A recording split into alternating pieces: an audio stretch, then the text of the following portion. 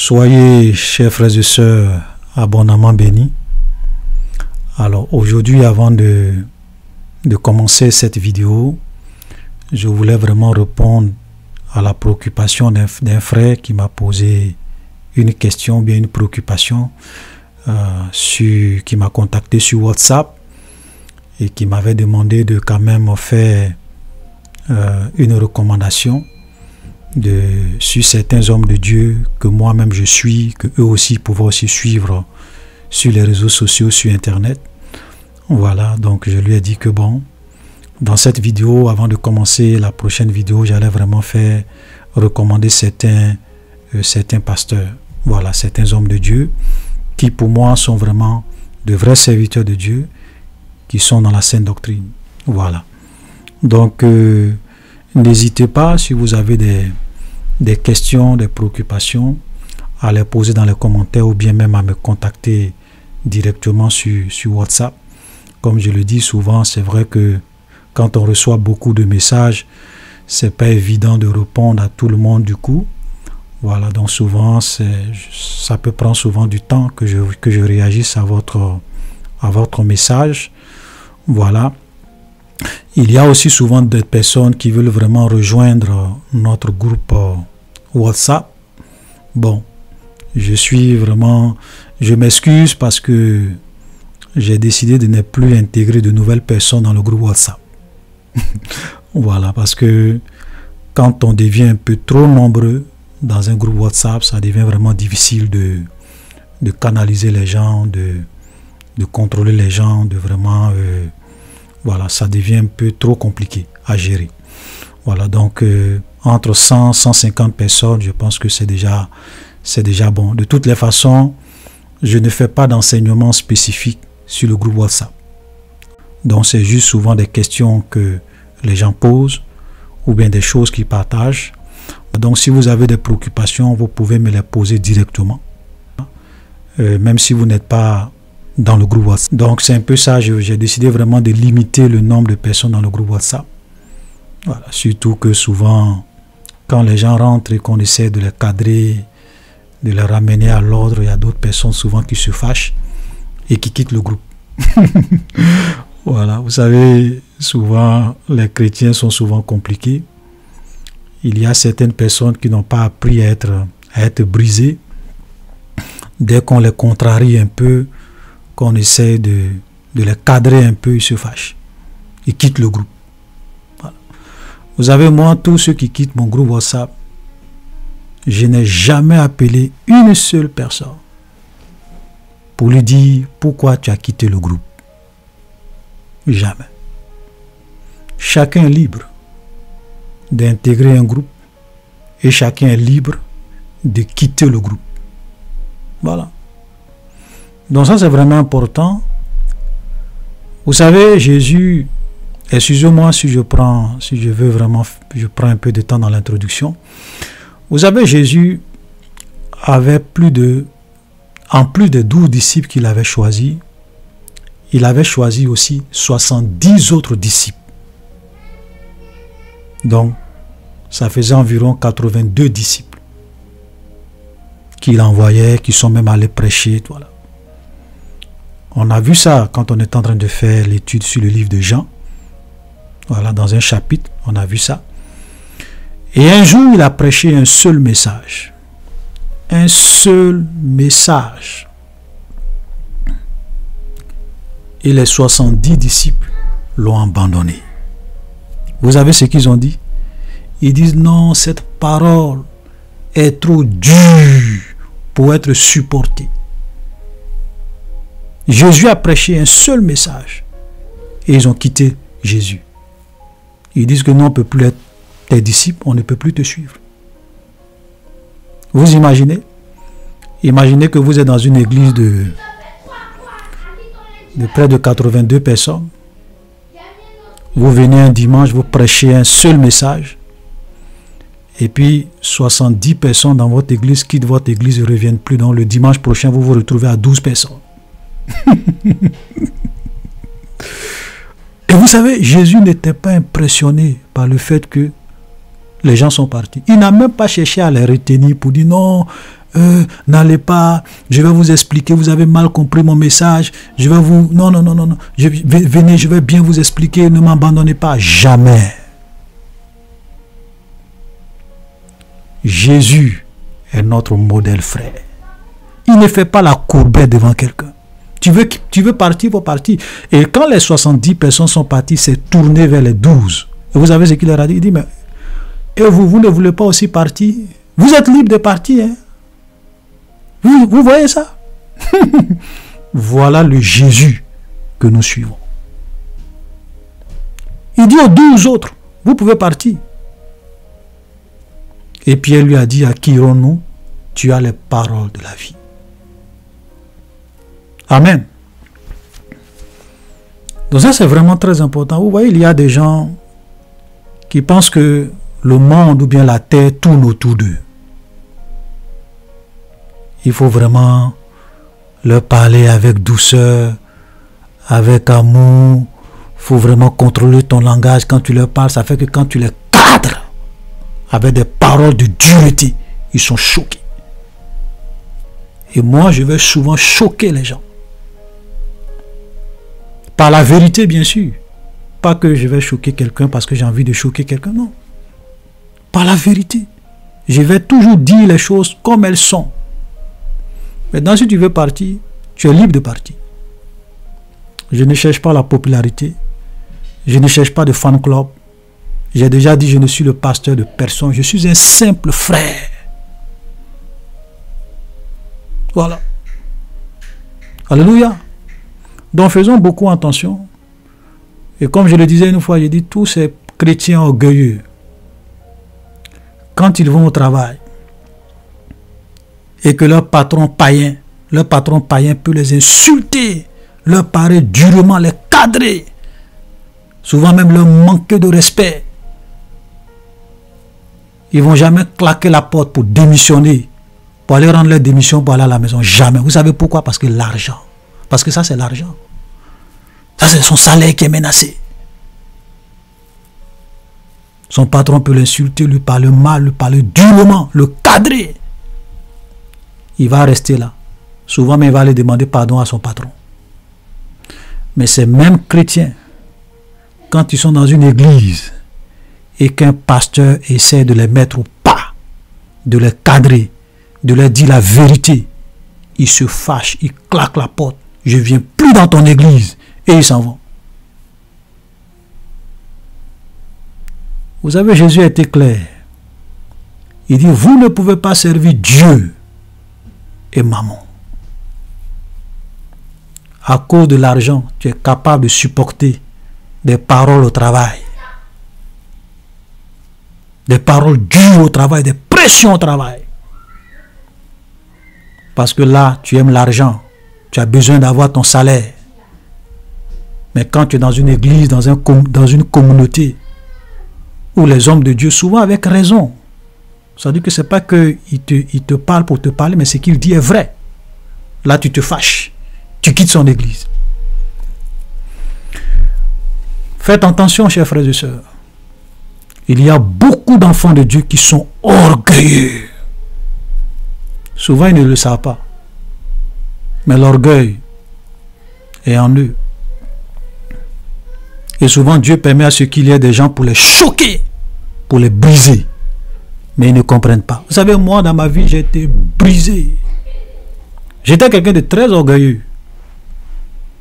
Souvent, Dieu a permis que des frères en Christ me choquent, me blessent, me parlent durement, me cadrent, pour m'apprendre à être humble. Et j'ai supporté. Et j'ai appris l'humilité. Vous comprenez? Je n'ai pas dit, non, frère, je ne te parle plus, ou bien je quitte l'église. Non, non, non, non, non. Dieu m'a dit, tu restes là. Tu es là, tu ne pars pas quelque part. Ça me faisait mal. Mais je sais que c'était un chemin que je devais prendre parce que j'avais besoin que l'orgueilleux qui est en moi soit brisé. Frères, faisons beaucoup attention. Hein. Voilà. Excusez-moi, c'était une petite parenthèse. Alors, donc, je voudrais vraiment répondre à ce frère qui m'a posé la question de recommander certains hommes de Dieu. Je n'ai pas la prétention de dire que je suis un juge des hommes de Dieu, ou que je connais tous les vrais pasteurs, ou que je connais tous les faux pasteurs, non. Donc ça, c'est juste quelques noms que je vais citer. En tout cas, pour ceux qui ont des chaînes YouTube, qui ont des pages Facebook, qui font des enseignements que vous pouvez aller suivre. Voilà. Il y a des vrais hommes de Dieu qui ne sont même pas sur les réseaux sociaux. Voilà, qui ne publient pas les enseignements qui existent. Voilà. Donc, c'est pas... Je ne suis pas en train de dire que la liste que je vais donner là, c'est la liste des seuls vrais hommes de Dieu qui existent sur la terre. Non. Donc, il faut vraiment bien me comprendre. Ce sont des recommandations que je fais, ce sont des suggestions que je donne pour que vous puissiez aussi aller suivre, si vous avez le temps, ces hommes de Dieu là, parce que qui enseignent aussi la vérité. Ok? Voilà. Donc, vous avez le pasteur Mickey Hardy. Voilà, le pasteur Mickey Hardy. Donc, il suffit simplement de taper son nom sur YouTube. Vous allez vraiment voir ses enseignements. Un vrai pasteur, un vrai homme de Dieu qui est dans la sainte doctrine, qui enseigne la vérité. Amen. Vous avez même souvent, si tous les noms que je vais citer, même si souvent il y a des points de vue, il y a souvent des sujets sur lesquels je ne suis pas aligné avec eux à 100%. Ok? N'en demeure pas moins que ce sont des vrais serviteurs de Dieu. Parce qu'il y a souvent on peut avoir des divergences sur quelques petites doctrines, sur quelques points de vue. Mais ce n'est pas de nature à remettre en cause la sainte doctrine. Je vous donne un exemple parmi tant d'autres. Par exemple, si un pasteur, par exemple, croit que Jésus va venir avant la grande tribulation, un autre pasteur croit que Jésus va venir pendant la grande tribulation, un autre pasteur croit que, ou bien enseigne que Jésus va venir après la grande tribulation. Ce sont des divergences, mais en quoi est-ce que cela a un incident sur ma foi?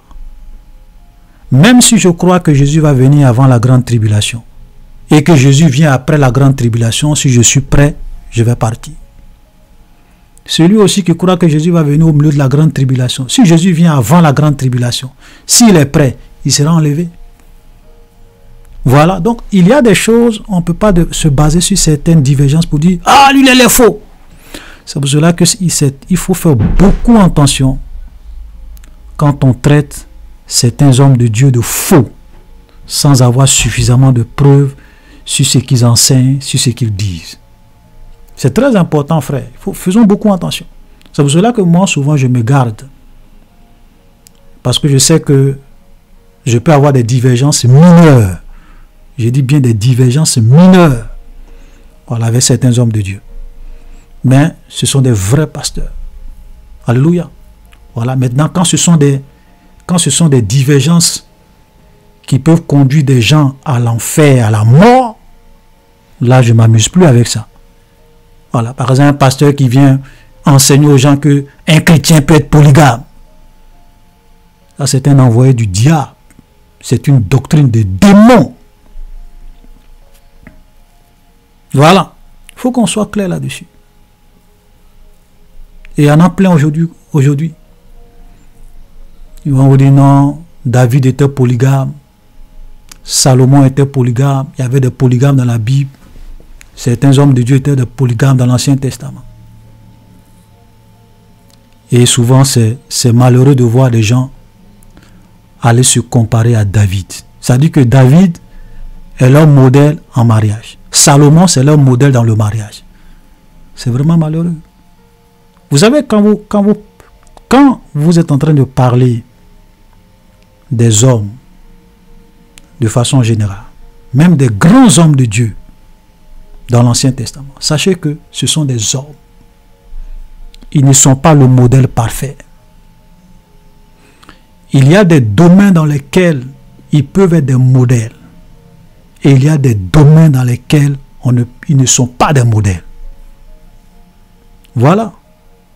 C'est pour cela que quand les Juifs sont venus poser la question du mariage à Jésus, excusez-moi, je fais encore une autre parenthèse, avant qu'on ne rentre dans le vif du sujet, Ils sont venus poser la question à Jésus, Seigneur, est-il permis à un homme de mari de répudier sa femme pour n'importe quelle raison? Parce que même dans l'Ancien Testament, les gens pouvaient répudier leur femme pour n'importe quelle raison. Moïse a dit, tu donnes une lettre de divorce à ta femme et puis elle prend ses bagages, elle quitte ta maison. Si tu remarques que ta femme a quelque chose, fait quelque chose, bien quelque chose qui ne te plaît plus, tu lui remets une lettre de divorce et tu la répudies, tu la divorces. Ça c'est dans la loi, dans l'Ancien Testament. Donc ils viennent poser la question à Jésus, Seigneur, est-il permis? Vous savez ce que Jésus leur dit? N'avez-vous pas lu ce que le Créateur a fait au commencement? Vous comprenez? Jésus leur dit que si vous voulez connaître la volonté de Dieu concernant le mariage, vous qui êtes les chrétiens, vous qui voulez me suivre, vous qui voulez être les disciples de Christ, suivre la vraie doctrine concernant le mariage, allez-y lire et voir ce que le Créateur a fait au commencement. Voilà la volonté de Dieu pour le mariage. Et quand on va voir ce que Dieu a fait au commencement, il a créé un homme et une femme. Une femme, un homme. Et il a dit, les deux deviendront une seule chair. Vous avez souvent des plaisantins qui viennent dire, non, quand on dit l'homme quittera son père et sa mère, voilà, quand on dit ça, ça ne veut pas dire une seule femme. Quand on dit son, ça ne veut pas dire une seule femme. Ou bien un seul homme. On dit les deux. Deux là c'est trois. Deux là c'est quatre. Les deux deviendront une seule chair.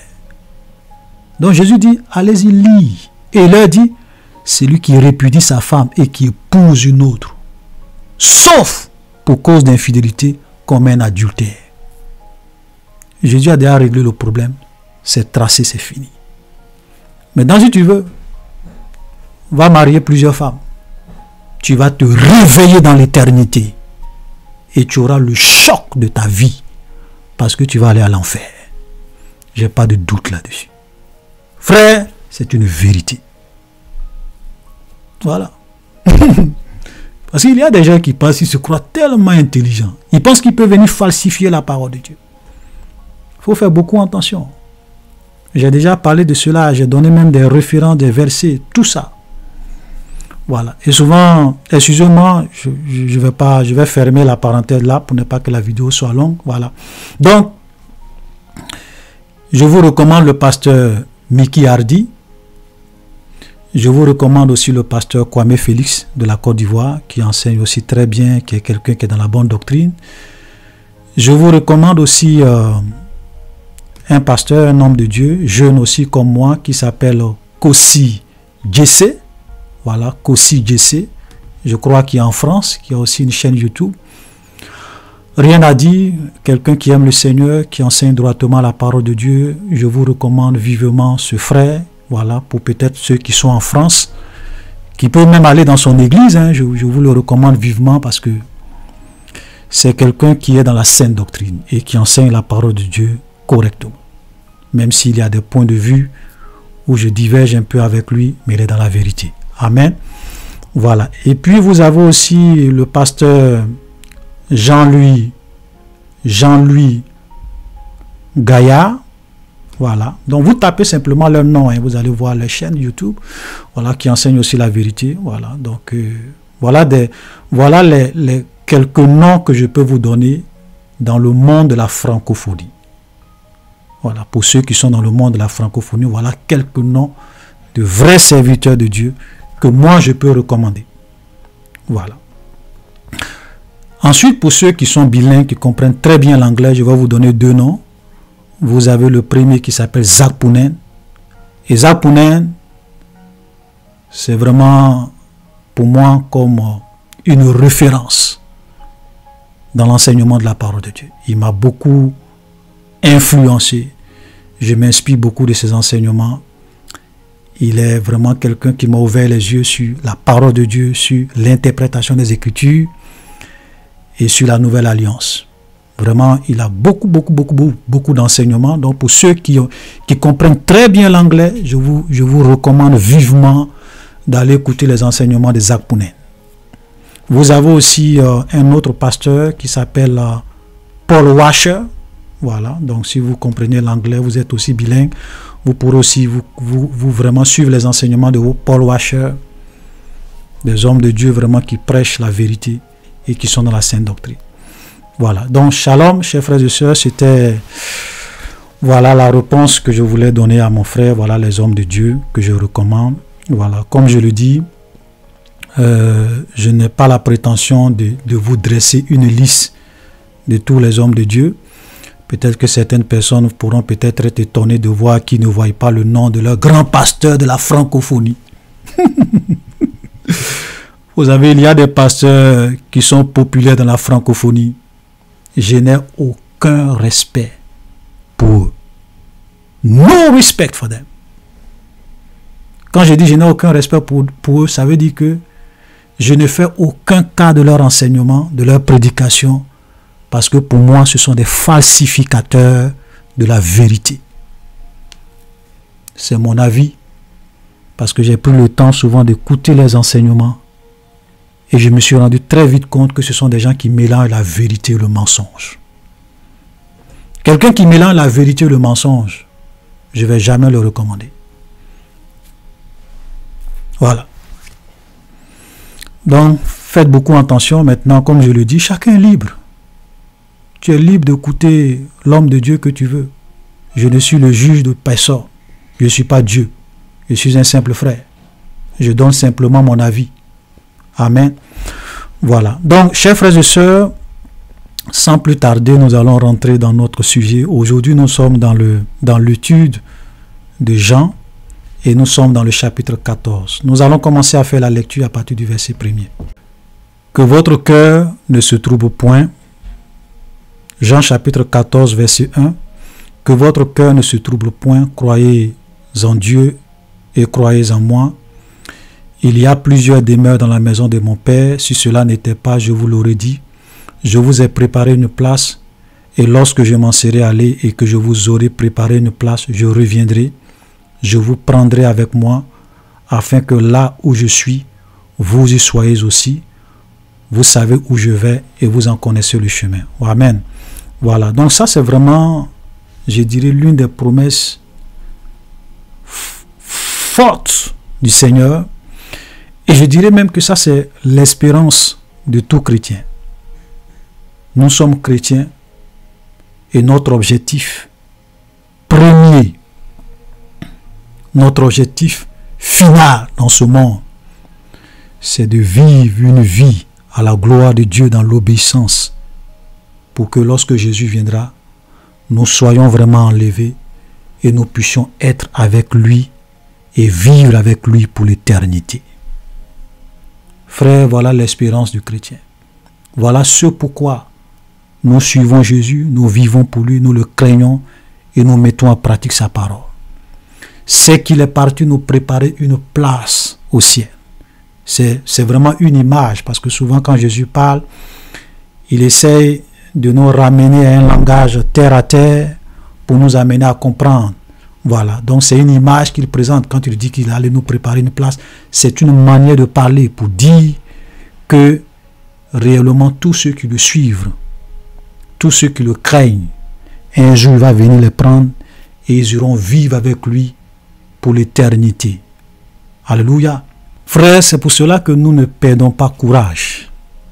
Voilà, c'est pour cela que nous craignons Dieu, nous vivons pour lui à cause de cette espérance. C'est vraiment important, chers frères et sœurs. Nous ne sommes pas dans ce monde pour chercher la popularité. Nous ne sommes pas dans ce monde pour chercher la prospérité.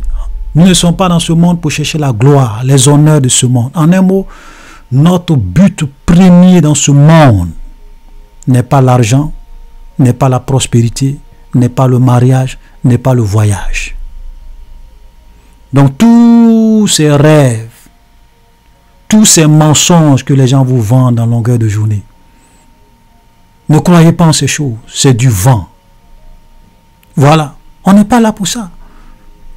C'est vrai que, comme je le dis, un chrétien peut être prospère. En tant que des enfants de Dieu, nous devons travailler.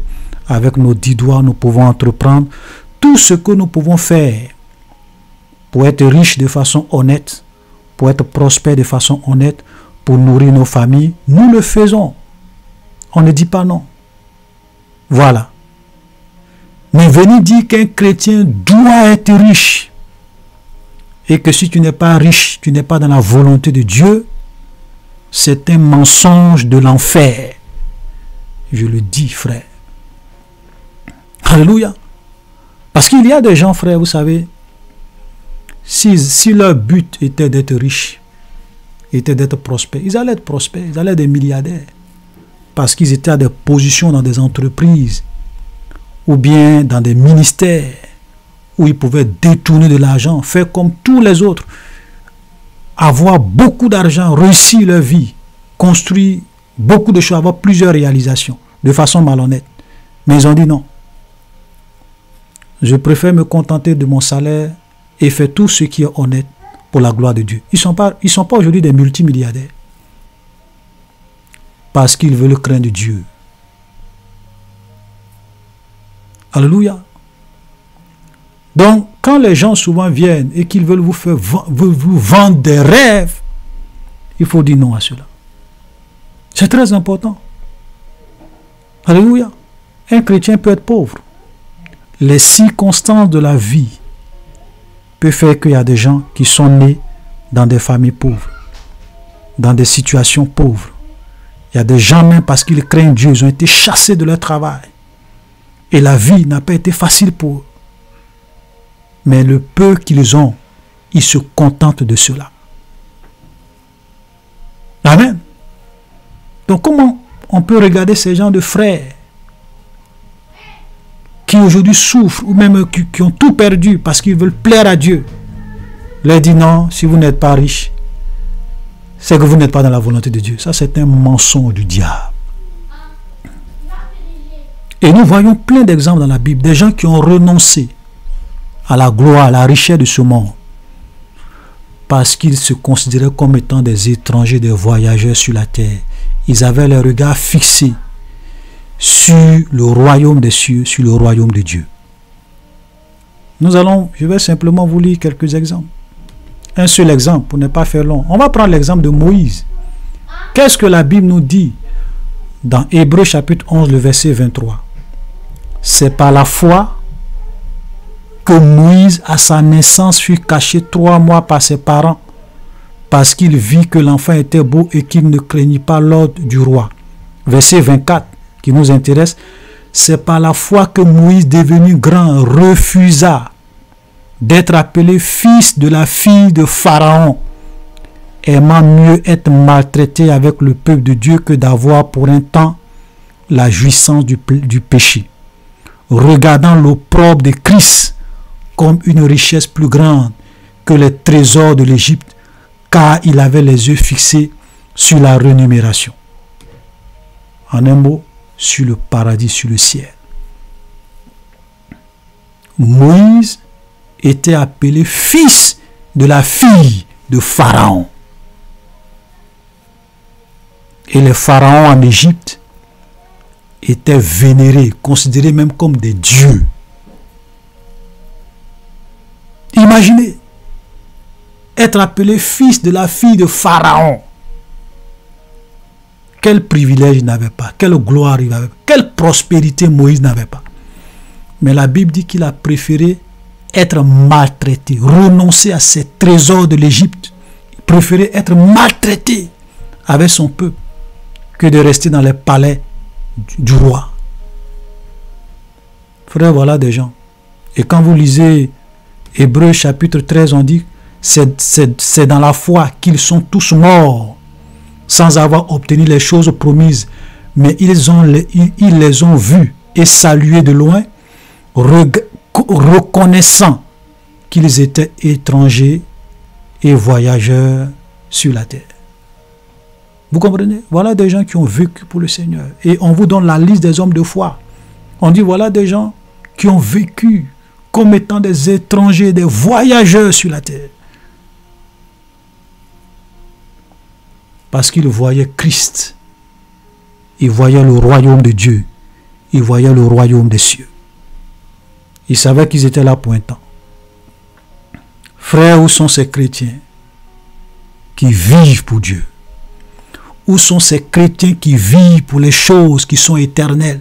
Où sont ces chrétiens qui vivent pour les choses qui sont impérissables? Où sont ces chrétiens qui sont prêts à tout, à rejeter les trésors de ce monde, les richesses de ce monde, la gloire de ce monde, les honneurs de ce monde, parce qu'ils veulent plaire à Dieu, parce qu'ils veulent faire la volonté de Dieu, parce qu'ils veulent craindre Dieu, pour être un jour dans le royaume des cieux? Où ils sont? Avec tout le panoplie de pasteurs qu'ils écoutent en longueur de journée, qui viennent leur dire: oui, tu dois être riche, tu dois être prospère, tu dois être élevé, tu dois être champion, tu dois gouverner sur la terre. Dieu nous a donné la terre, nous devons régner sur cette terre, c'est pas au ciel. Des antichrists. C'est-à-dire que quand vous écoutez attentivement ce qu'ils enseignent, ils enseignent le contraire de ce que Jésus a enseigné. Jésus lui dit: amassez-vous des trésors dans le ciel. Et ils disent: non, non, non, non, non. Dieu nous a donné la terre, c'est sur la terre que nous devons nous réaliser, que nous devons tout bâtir. Si tu n'es pas prospère sur la terre, c'est que tu n'es pas dans la volonté de Dieu. Frères, faisons beaucoup attention. Voilà. Faisons beaucoup attention. Donc, ce que Jésus est en train de donner ici, c'est vraiment notre espérance, notre avenir, ce pourquoi nous vivons dans ce monde. Et comme je le disais un jour, frère, notre priorité ne doit pas être les choses de la terre. C'est vrai, comme je le disais, nous travaillons, nous faisons tout ce que nous pouvons. Mais notre priorité numéro 1, c'est de craindre Dieu, vivre pour lui, faire sa volonté. Même si cela implique la souffrance, nous devrons être prêts à supporter la souffrance. Il y a des gens qui ont souffert pour Dieu. Ils n'ont pas eu une vie facile sur la terre. Ils n'ont pas eu une vie de prospérité. Regardez un monsieur comme Paul. Il était jeune. Il ne s'est pas marié parce qu'il devrait aller de ville en ville. Servir Dieu, il devrait même être arrêté, emprisonné. Il ne pouvait pas avoir une vie de famille. Imagine quelqu'un qui a une vie de famille, 2 ans, 3 ans après, on t'arrête, on te met en prison et tu meurs en prison. Regardez des prophètes comme Jérémie, Dieu lui a dit: ne prends pas femme, mais tu vas prophétiser pour moi. Tu ne prends pas femme, tu ne dois pas te marier. Vous pensez que ces gens-là ont une vie facile sur la terre? Vous, est-ce que vous imaginez un monsieur comme Paul s'asseoir chez lui à la maison et penser à la prospérité? Ce sont des gens qui voyaient l'éternité. Ils voyaient l'éternité, ils voyaient les choses impérissables qui leur seront réservées dans l'éternité quand Jésus va venir. C'était ça leur but. Christ est ma vie, la mort m'est un gain. Il dit: tout ce qui était pour moi comme un gain, je les regarde comme de la boue afin de gagner Christ. Alléluia, voilà des vrais serviteurs de Dieu, frère. Ce n'est pas des gens qui vont venir vous blaguer. Tu vas voyager, tu vas aller en France, et Dieu va te donner des milliards, et tu dois être un multimilliardaire, tu vas percer. Du vent. Vous pensez qu'au jour du jugement, vous pensez que Dieu va demander à quelqu'un: pourquoi tu n'étais pas prospère sur la terre? Frère, est-ce que vous pensez un seul instant que lorsque nous serons tous, ou bien lorsque les gens, les païens seront devant le trône blanc, Dieu va demander à une seule personne parmi eux: je t'envoie à l'enfer parce que tu n'étais pas prospère sur la terre. Tu n'as pas utilisé les clés, voilà, pour être prospère sur la terre. Vous pensez que Dieu va poser ça comme question à quelqu'un? Personne n'ira à l'enfer parce qu'il n'a pas pu être prospère sur la terre. Et personne n'ira au paradis parce qu'il était prospère sur la terre. Que sert-il à un homme de gagner le monde entier s'il perd son âme? Frères, faisons beaucoup attention. Donc Jésus dit à ses disciples que votre cœur ne se trouble point. Frère, je vous en prie, cette phrase elle est aussi très importante. Notre cœur ne doit jamais être troublé. C'est vrai que nous sommes en train d'aller vers un temps difficile. Les choses deviendront difficiles, la vie deviendra compliquée. Voilà, la peur va augmenter. Mais n'ayons pas peur, frère. Un enfant de Dieu qui craint le Seigneur, sa vie et sa mort sont entre les mains du Seigneur. Sont entre les mains de Dieu. C'est pour cela que Jésus a dit, ne vous inquiétez de rien. Qu'est-ce que je vais manger? De quoi je serai vêtu? Qu'est-ce qui va m'arriver? Il dit non. Il dit toutes ces choses, ce sont les païens qui les recherchent. Votre Père sait ce dont vous avez besoin. À chaque jour suffit sa peine. Nous ne devons jamais nous inquiéter. C'est vrai que nous sommes consciencieux. Nous travaillons, nous étudions, nous faisons tout ce que nous pouvons. Ok? Tout ce que nos 10 doigts peuvent faire, nous le faisons. Parce que même Dieu n'aime pas les paresseux. Dieu aime le travail. Mais ce n'est pas ces gens, ce n'est pas les choses de ce monde qui doivent être la priorité numéro 1 dans notre vie. Alléluia. Très important.